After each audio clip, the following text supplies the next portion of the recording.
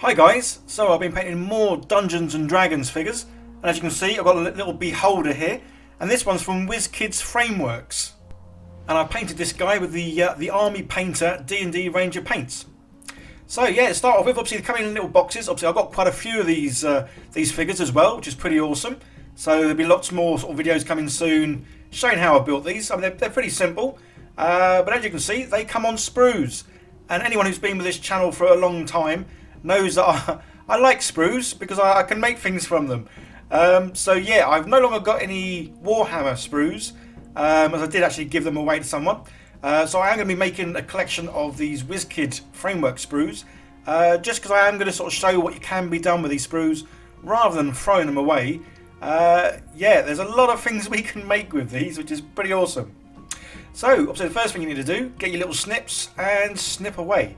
Yeah, pretty easy to sort of build these ones. They do have a little instruction booklet you would have just seen there, but as you can see I kind of ignore the instruction booklet and just start to proceed cutting everything off, which is obviously what you kind of do, but sometimes if you get a complicated figure you should really sort of take them out one at a time when you need them, because they are also numbered, and you'll see a fatal mistake later where I should have really have checked the numbers.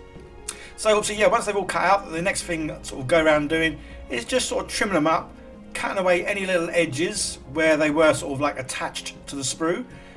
Sometimes there might be join lines, but these didn't seem to have any of those, or nothing that was really worth me sort of doing. It was just purely all the connections to the sprues that I was sort of trimming off.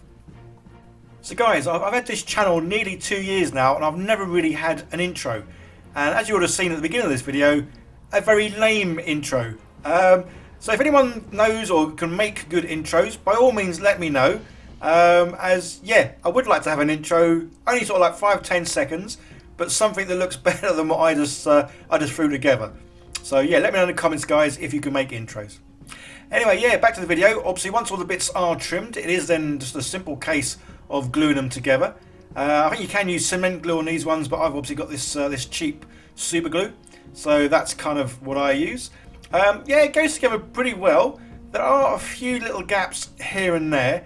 I did contemplate filling them in with green stuff, and then I thought no. So obviously I didn't do it. But obviously when you do put the paint on, that does kind of like fill in any gaps, cracks and join lines, which isn't too bad.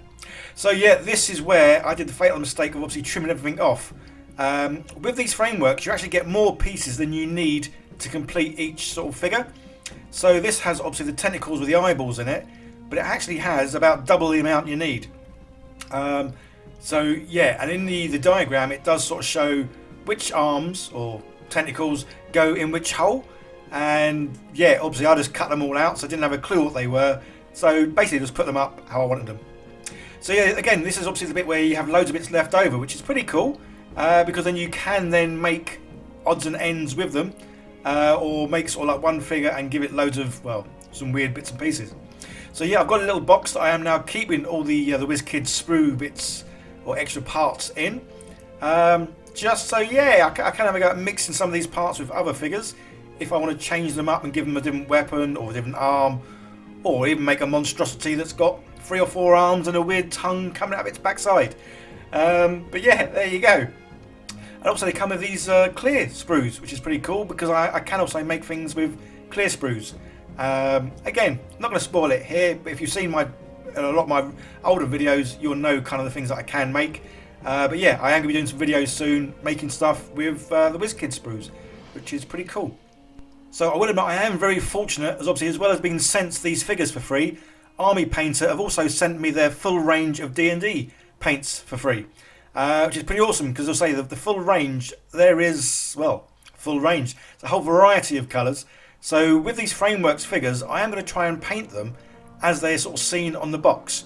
Just because, again, this helps me out knowing what colours they look like and what colours obviously go well together.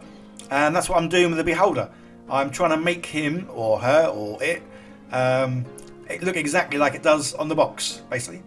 So yeah, using the Army Painter paints, I'm yeah, doing my best to make it look how it should look, which is pretty cool. Although I did have a nice little surprise yesterday. I had another box turn up and it's a full range of speed paints. So yeah, I'm going to get a whole variety of figures together and see how quickly I can get loads of them painted with the speed paints. So yeah, keep an eye out on that video. So yeah, again, following the sort of the how he looks on the box, that's kind of what I'm roughly doing here. And yeah, painting all the eyeballs, and yeah, I'm pretty pleased with how he's coming out. Obviously, I know he looks kind of flat in colour now, but again, if you've watched my channel for quite a while, you know that I always put washes over things just because I love the way it ties everything in together, and obviously adds a lot of shade and shadow in. Yeah, obviously my hand is reasonably steady, but I wear glasses, so sometimes smaller little bits are a bit tricky. So that's why I'm doing a bit of cheating here, and I'm using a little marker pen to do the eyes. Yeah, why not if you can do it? So I have a lot of different types of washes, again all from Army Painter. I think I must have about 16 different washes, and there's a few different colours there.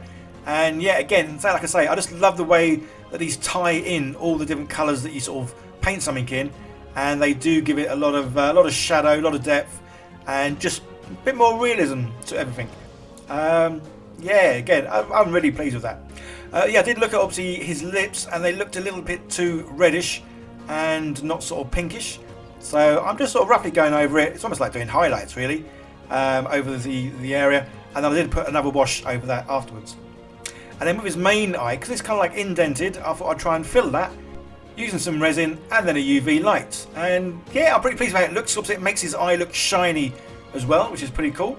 And then because that middle eye looks shiny, I thought, well, I want to make all the eyes look shiny. So using some sort of clear varnish, I then just proceeded to paint all the eyeballs and the big eye. And then that's him pretty much done. So I'm really pleased with how he's come out. I love the fact that he looks just like he does on the box. And yeah, I would definitely be using this beholder in a D&D campaign at some stage. So okay, let's roll some glamour shots.